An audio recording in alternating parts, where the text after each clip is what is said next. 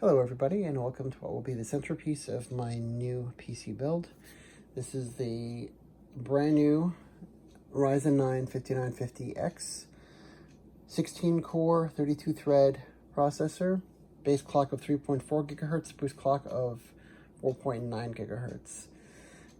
It's originally going to be going with the 5000X, which was 12 core 3.7 base clock, 4.8 boost clock, but they were all sold out, so I bit the bullet and went with this processor instead.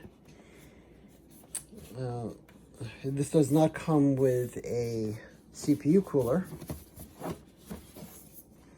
so I will be going with liquid cooling on this bad boy. There you go, 5950X.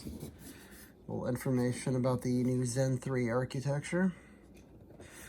So anyone who's interested in seeing how my new PC build goes and some benchmarks on it can stay tuned. I will either be going with the new AMD 6000 series graphics card, or if not that, an NVIDIA 3080 Ti whenever that comes out.